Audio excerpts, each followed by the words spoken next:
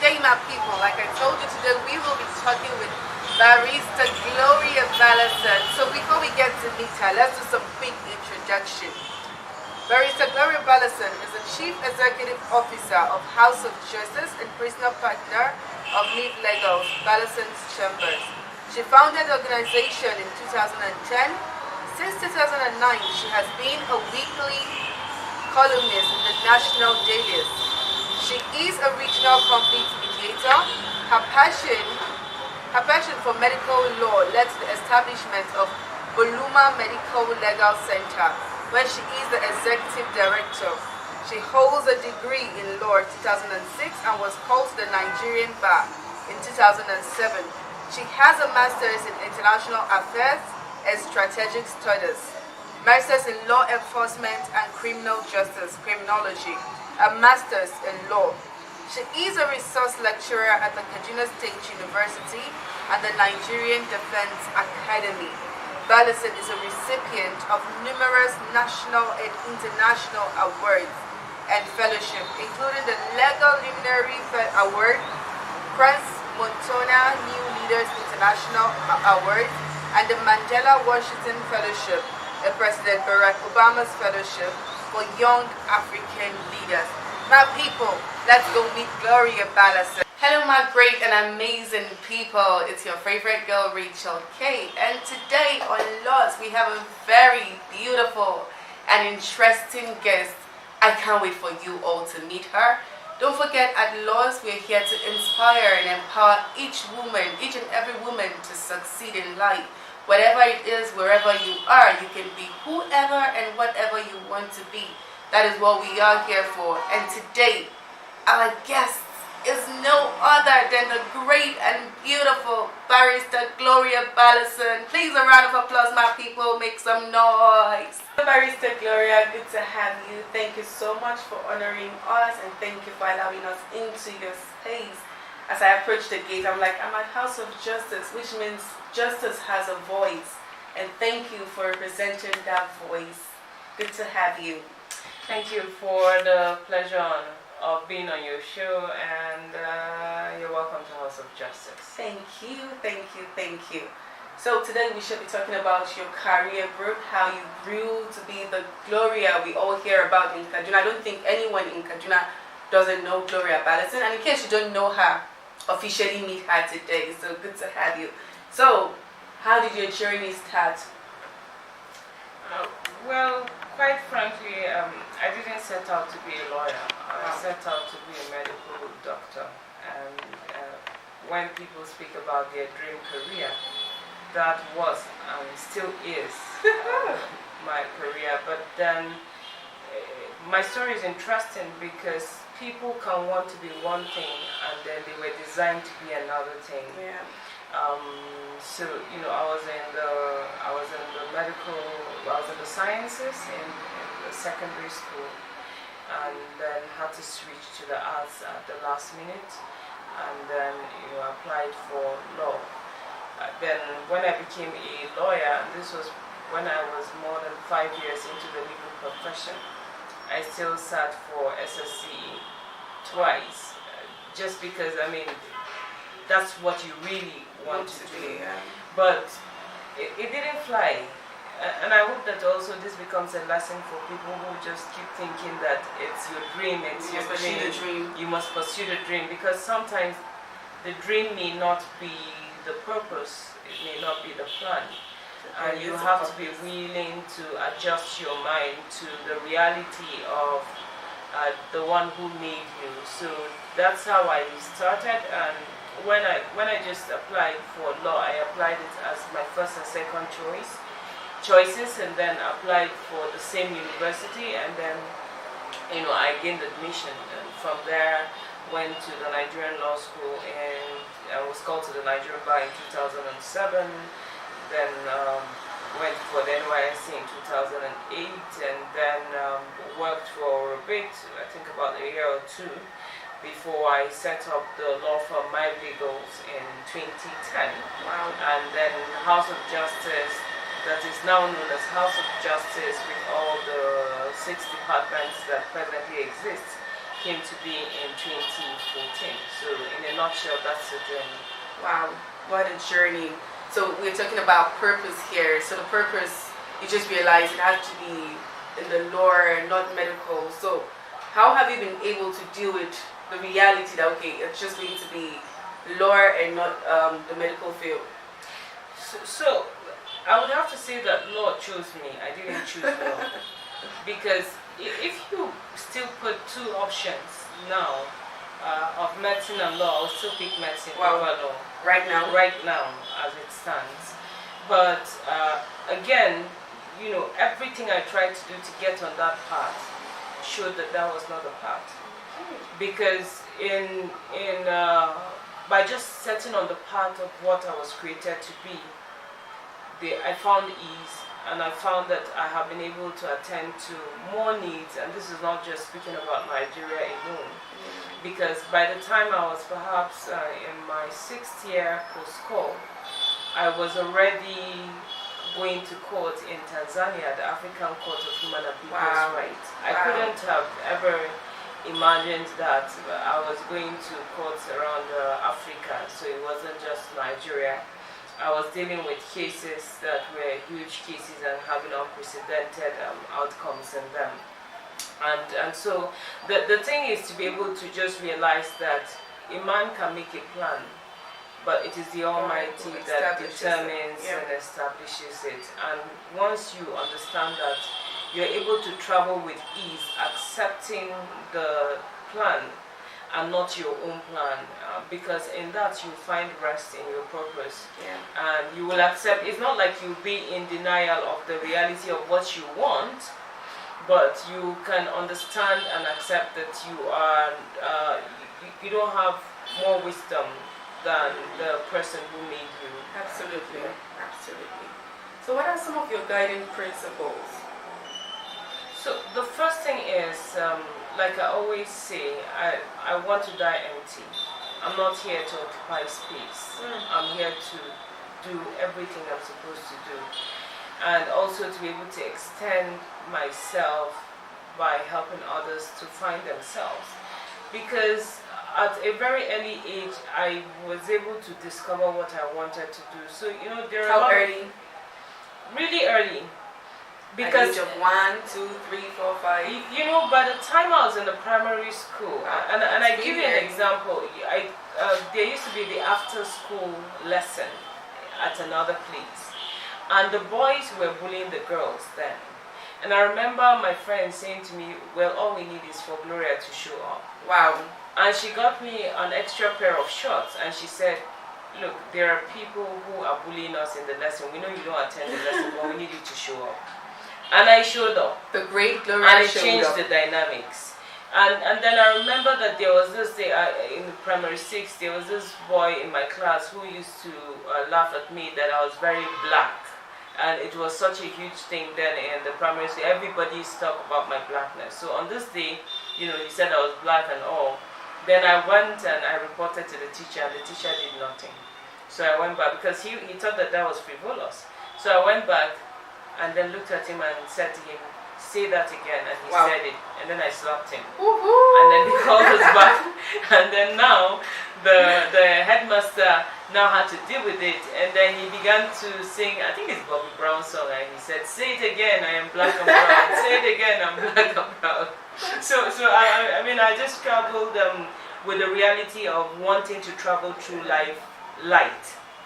I didn't want to make unnecessary mistakes, because in terms of making decision, I go with a logical head. So if this is going to give me pleasure, what is going to be the cost of it? So I will now do an analysis of, oh yeah, I'm going to probably get pleasure of 5%, but I'll pay with 95%. You sound like you have been a very serious person, like life has been so serious. Yeah. That's the reality. I just travel through life with the clarity of, this is what I want to do. I will not travel with baggage. I'm going to travel light, and I'm going to give it my best shot. Wow. Wow, that's amazing. So, she's black and beautiful. So, have you ever been scared of losing a case? And have you lost a case before? I have this friend, my classmate by the way, and her uncle was telling her a story of this great lawyer who never loses a case. Wow. And so she was waiting to hear whoever the person was, and then it turned out it was me. No, just wait, because we need to separate the meat from the realities. And that same friend, I remember that, her dad, and by the way, her dad is a big man, was invited for one wedding to be the chairman, and I was invited to be the cheerleader of the event. So I called her and I said, look, this conspiracy must end. But yeah, I've lost cases before. I have lost cases, but I have won more cases than I have lost cases. The reason being that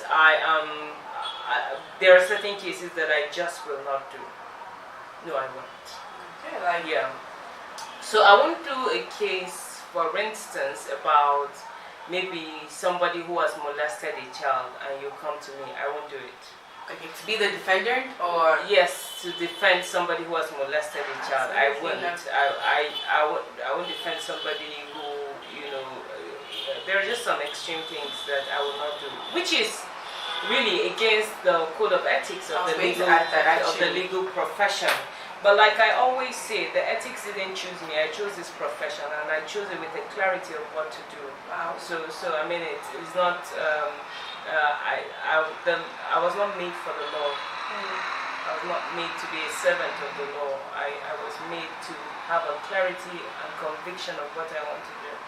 And so for me, I've always been an orthodox person. If you like, 1 million people can believe one thing. If I don't believe in it, that's it. That's just it. So you're kind of like opinionated? Yeah, that's true. Okay. Yeah. So how do you draw the line? Like, you see most people bring cases and like, please do this for me, do this for me. You're excited, you won't pick some cases. But what if those cases are related to you? Would you still let it go? So there was a time that my cousin had a situation in the village, and he felt this emboldened. Oh, I have a big lawyer as a relative, and so they came to me and they said, well, we want you to represent the case. So I asked for the facts. So I called my cousin and I told him, you don't want a disaster. Wow.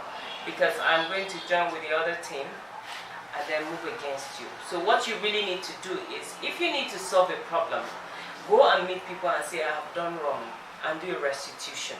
So as a principle, I don't do law, like you bring a case and I'll say, oh, let's go to court. If we can solve it without going to court, I'll tell you, let's solve it without going to court. That's the main thing. So court should be like the final like the thing of last resort, that it is because we cannot do anything else that will go to court, because people need to learn that relationships matter, people matter over a feeling of victory about what you know clearly that you have orchestrated pain for another.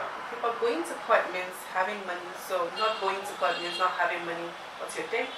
I'm not broke. Woohoo! She's not broke. No, I'm not broke. But right from time I had defined my needs. My father told me one day, he said, if you have Gary, you have more than enough. Absolutely. And so for me, I define my needs as clothes on my back, roof over my head, and food on my table. And for all of those three, I'm not an extremist. I don't feel like I need to own the whole world to feel contented. So the basic things that I need, I have them. All right. Yeah. So she's not broke, and we'll go on a quick break here. We'll be back. Hi everyone, my name is Mams Kasim, the founder of Kaduna Women Hangout and also an event planner.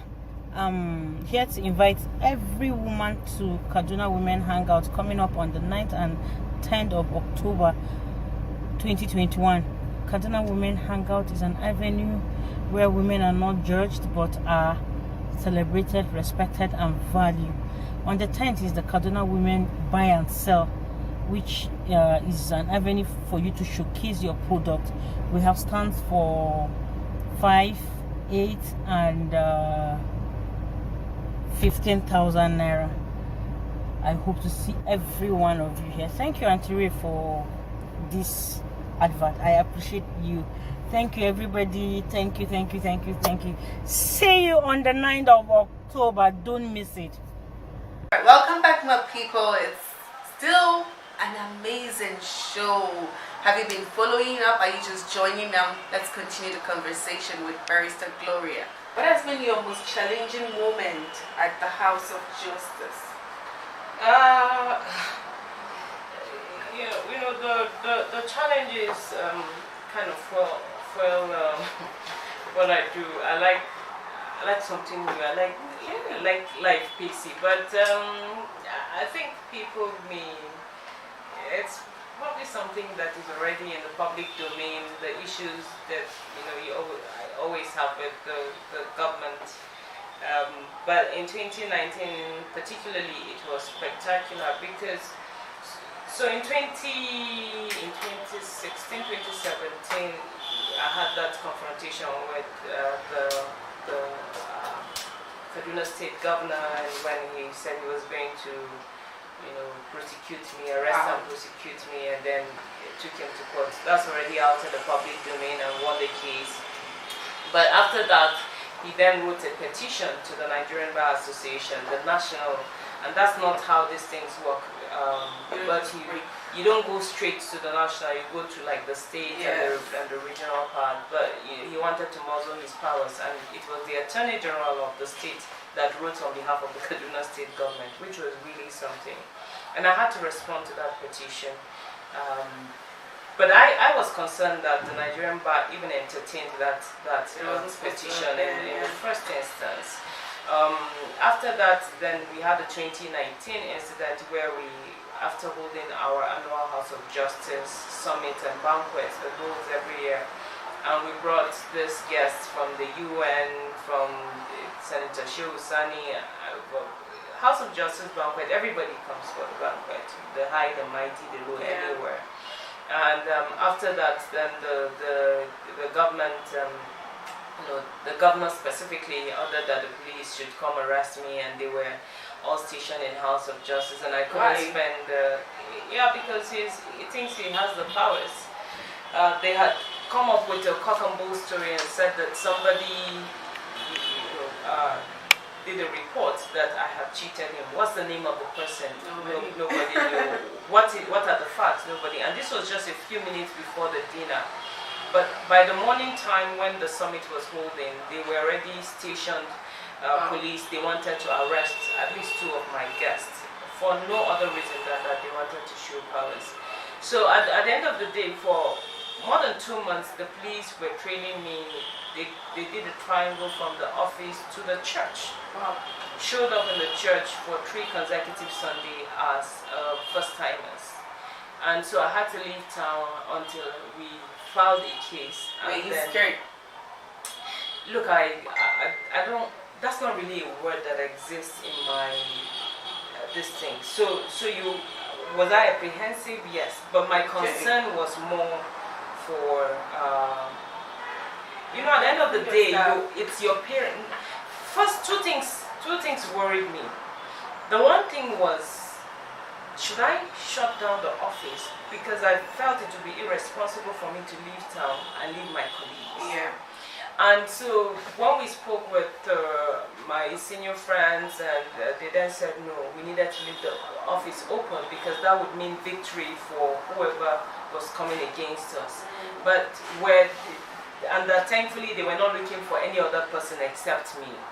So that helped. On the other part also was a concern because my parents are still alive. And as my father would say, he doesn't even know all this big shout of Gloria. For him, he just gave birth to a child. Yeah. So I'm being a parent and seeing all of that power muzzled against your child, who for you is just a basic child, like your everyday child. You begin to wonder what the issues are. So, and I couldn't spend Christmas with them, which is unusual because wherever I am around the world, I like to spend Christmas with them. So that was concerning for me. But I usually convert my apprehension into action points. You have a problem, what do you do about it? I'm that clear-headed and clear-minded. So I did I prepared the case myself. Wow. And then got my friend to come and argue, because there were certain points that we needed to argue, that I felt needed to be argued to open up the space, not just for me, but for any other lawyer that may have that kind of situation, or human rights activist. And part of the argument that I pushed was the UN role for lawyers, and how that they cannot be intimidated in the line of their work. At the end of the day, that was what the court decided on. And so I was happy that it wasn't just about me, but that forms a precedent that whoever is doing work, there is no government that can arise and intimidate them without consequences. So that's it. So how do you celebrate your victories? I don't really think much about it. And I have a friend, I totally just love him, Pastor Chris Delvan. And he keeps trying to let me know, oh, but can't you see that what's happening to you is unusual? But for me, these are not, my sense of it is I came to live. And between when I was born and when I'm going to die, there's just that time. So I don't spend my time thinking about, oh, how great thou art, oh, Gloria.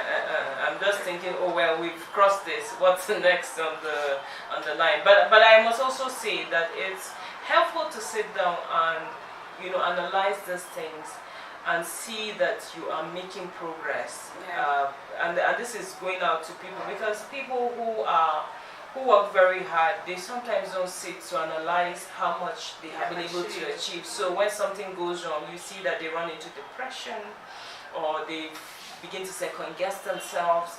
And so since this is not just a conversation about me, and I'm hoping that people can also learn from what I'm not doing right, it's important that you sit and analyze and be thankful for whatever goes right. And when it goes wrong, that you can fall back on the good memories of what went right, and trust that it's going to be all okay. Look inward and derive your joy. So, where do you derive the courage to speak for justice? Certainly God. There's no question about it. I don't even go to court thinking that something will go wrong in terms of the justice thing. So if you bring me a case, and I like to go for the cases of people who, you know, they have a good case, that look, this is something that has gone wrong against them. And so, because the Almighty is principally a God of justice, the first thing I do is to say, execute your justice in this matter beyond the courts. So then once I sit, my work principle is to pray as if everything depends on God, and to work as if everything depends on me. So I pray as if everything depends on God, and work as like if everything depends on you. So I don't leave anything to chance. Okay. I just don't. You can be sure that if I'm dealing with your situation, I'm thinking about option A to Z of how to get you an outcome. So I'm not just thinking, let me go to court. That's not what how do I get the situation fixed? So you have to put in all your best, like everything about you, and exploit all the options. Wow. So if the option is, for instance, let's say you come with a divorce matter. If I go to court, I can probably obtain you a judgment, but you may not get a home. What's the sense in it? I give you a house but not a home. So for me, the philosophy of this work is how I can solve your problem in law and in life. Wow. That is practical. And so, you know, I just give it my all. I don't want to have to look back and say, oh, I wish I did this. If I look back, it's that, well, I was limited in capacity and I gave it my all at that point in time, and not that I was slothful in business, or I just, you know, didn't treat the issues with the seriousness that it deserves. No. Okay, do you have like someone you look up to that inspires you a lot? Well, I wouldn't call them mentors. I would call them senior friends. Just because even growing up, I was able to break through the age barrier. So when I sit in conversation with people, I don't really sit on that table as a child. I sit as someone who brings something to the table that is worth it.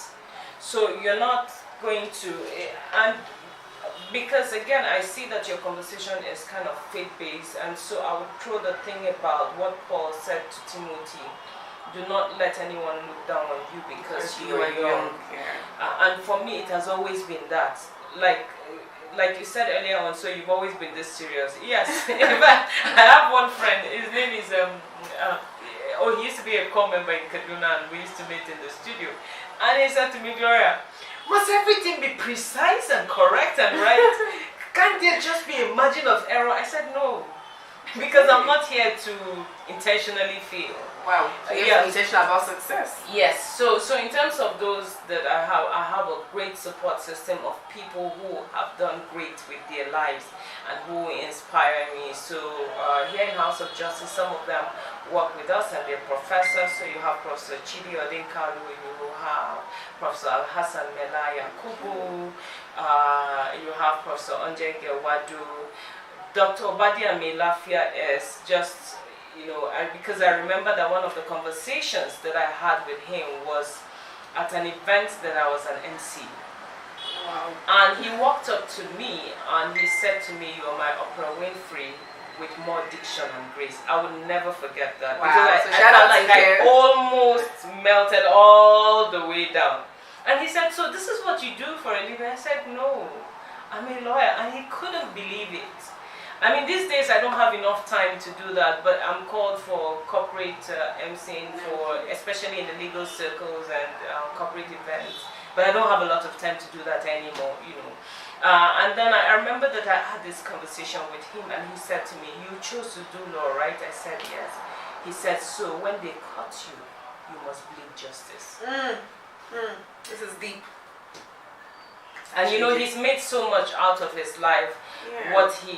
The excellence, he's an A-rate mind, he is brilliant, and he is courageous. He is actually courageous. Yes, so with him on the one side and with Professor Chidi Odinkalu on the other side, you know that I am in more than good company, because you're secured. With these people, you continue to reach out for the best version of yourself professionally. And that's what that relationship has done. Those two relationships have done for me. Okay, so before we go on the advice for the young people, I think we should have some chit chat, but we'll do that after the break.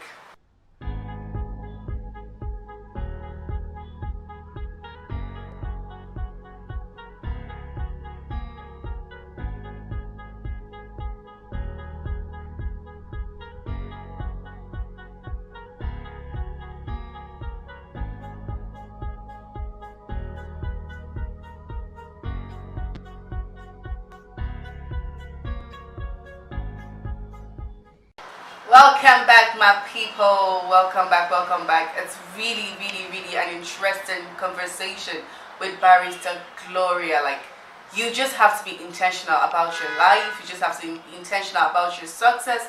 You just have to be intentional about everything, absolutely everything. So let's continue the conversation with Barrister Gloria.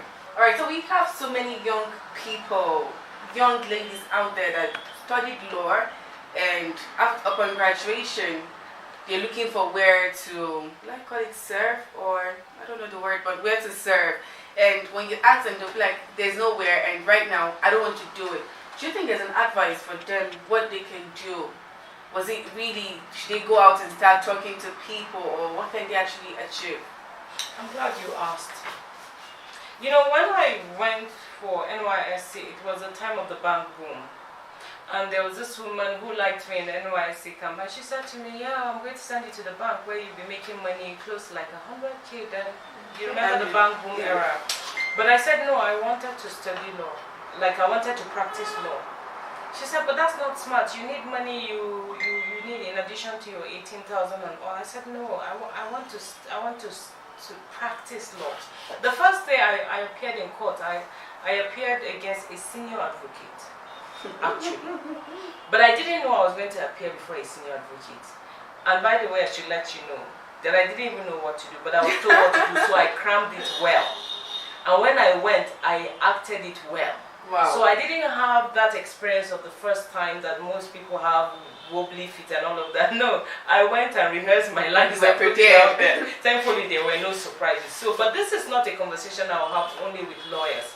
I want to have it with young female professionals, because many times the architects, the engineers, the doctors, the lawyers, they want to go and look for the easy thing to do. But your parents paid so much money because they want you to be that great.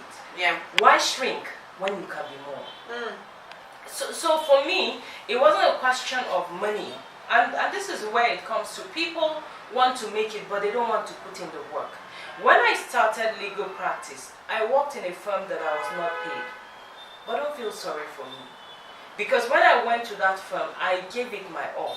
And I wasn't, at the beginning of my work, I wasn't what you would call a brilliant lawyer. But I was certainly a hard-working lawyer. Wow. And I was very good with clients. Very good in ensuring that, you know, you feel comfortable like we would. And I do remember then that I used to get on the bike. Particularly there was this white shirt that when I wore it and I went round, our office then was in Ibrahim Taiwo Road in Abuja. Then the bike people around that Ibrahim Taiwo side, there used to be very many bike people. Once I got there, they will be shouting, "Barista, barista," and I want to go there. But they loved the way I dressed. And they loved the way I would say hello to them, and I'll be smiling and going, and I would go to the office, and it was the same thing. Many of the clients just loved the way I dressed. I'm not sure they really could assess whether I was brilliant or not, but if they wanted to know, I cared. Exactly, but I cared about what they were going through, so I could keep them at ease. With time though, I learned the ropes and I was willing to give it my all. So I worked there without being paid, but I learned everything that was required. And the first office that I opened was a one-room office with an extra small cubicle and then, you know, like the restroom. But if you got into that one room, you could see that it told a story of excellence. Wow. And a story that this person wants to go somewhere. Yeah. That was all that I could afford then, right? But people used to come to the office and just sit and marvel. So a law firm, a one-room law firm can be like this. So by the time we moved to this space that is a duplex, this is amazing, guys. Don't worry, I'll take you around so you can see. It's that it is a transfer. What am I trying to say? If you're faithful in little, you'll be given much. You'll be given much. No doubt about it. Whether you're Christian, Muslim, pagan, whatever, you're faithful in little, you'll be given much. The other thing, the conversation I want to have, because you asked a question about what do you do. People need to build networks. Young ladies, the first thing you want to think about is not to say, oh, if I meet this man, he's going to sleep with me.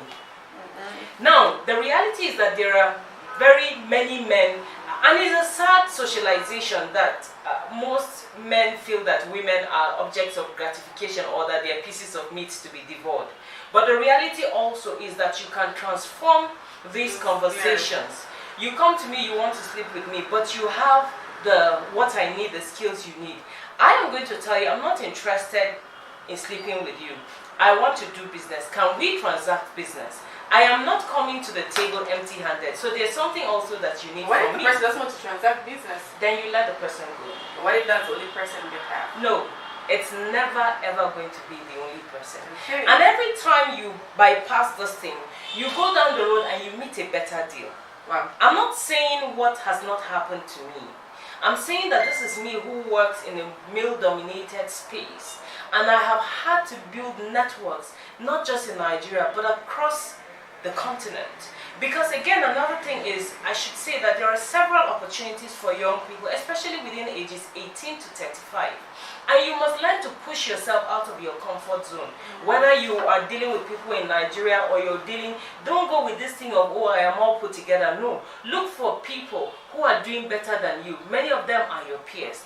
By the time you converse with them and you engage with them, you would find that there is so much more to learn. Yeah. Now, when you get there, don't go there just waiting to be mesmerized. No, go with your own little offering and begin to transact with it. Because every time I had an opportunity to move outside of this country, and I've traveled a lot.